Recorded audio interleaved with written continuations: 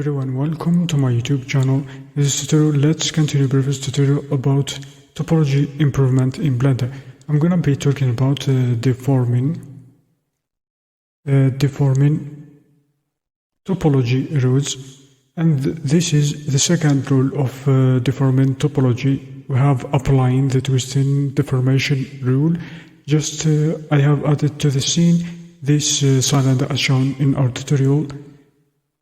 I'm gonna be applying a twisting effect. Twisting deformations are usually used on any shape that has one side rotated around an axis. For example, this cylinder, the z-axis, while another part of that mesh either does not rotate or rotates the other way. You can see the result of this twisting happening to a cylinder. For example, we have this effect of twisting using a simple deform modifier shown in our tutorial.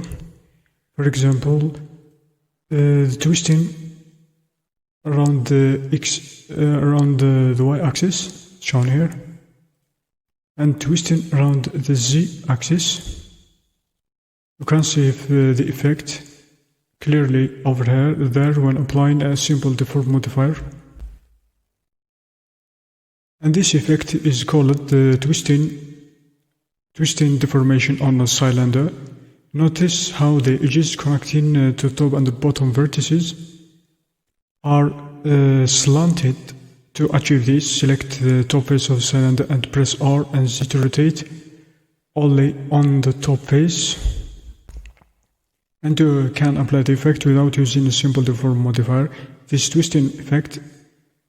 So notice how rotated them along an axis in line with the vertical edges and perpendicular to the edge going around the cylinder. That is our second deformation rule, that the axis of twisting should be in line with the edge flow as shown here in our example.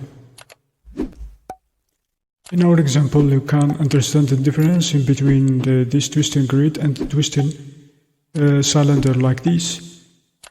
Both of the cylinder and the plane, that there are limitations to how far you can twist certain shapes. This is usually caused by too little geometry to work with.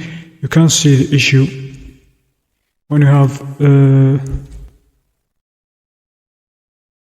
so for example, when you try to twist it like this, when you have a low geometry, there's gonna be making many issues. Preceding figure or preceding tutorial is reminiscent of the twisted end of a candy wrapper, which is why problem is referred to as candy wrapping. Like this. So if you want, for example, to add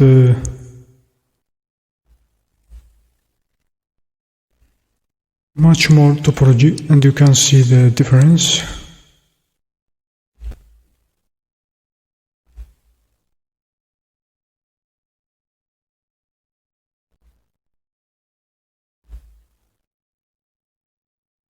You can see the difference. It can be helped by adding more geometry to distribute the twisting across the faces as shown in our tutorial a little bit more smoothly. It looks like this when trying to twist in this shape, for example, as shown in our tutorial. And we have in our tutorial the shoulder topology as shown here, this shape. I'm gonna be applying the twisting rule to the shoulder deformations. Cylinders represent some of the easier shapes you can twist. It is much more difficult to have a joint twist with a hinged joint.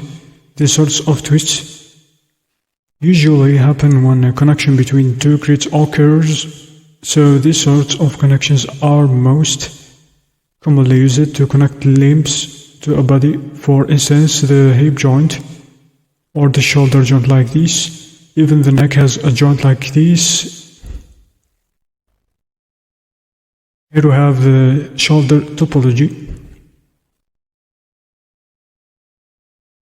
First off, we should look at our topology to see what it is doing. In this example, the front topology matches the back topology.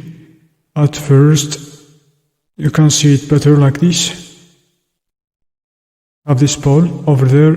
At first glance, when looking at where the arm meets the shoulder, we can see a pole right where the armpit starts highlighted in our figure, this point over there. Because the mesh is mirrored front to back, and because we have one of the front on front, that means that there is another one on the back. If you remember, a pole indicates a corner, so shown here we have another pole over there. So let's rotate it. If we were to visualize this topology as straight grids, it would look something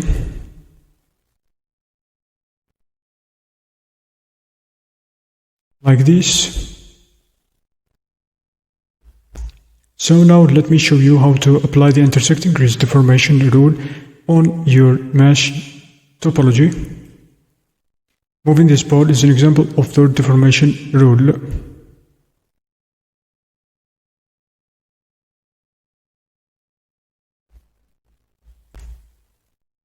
It is immediately noticeable that the transition as shown in our tutorial is much smoother. Now that we have moved that pole further away from the area of deformation, this gave the geometry more room to do deformation as shown in our tutorial, like this twisting deformation. Because a pole has edges pointing in more than just 4 directions, it is difficult to get it to deform cleanly. You can see a plane with a regular 4-edged. And that's it for the deforming topology rules. This is the second part. Thanks for watching.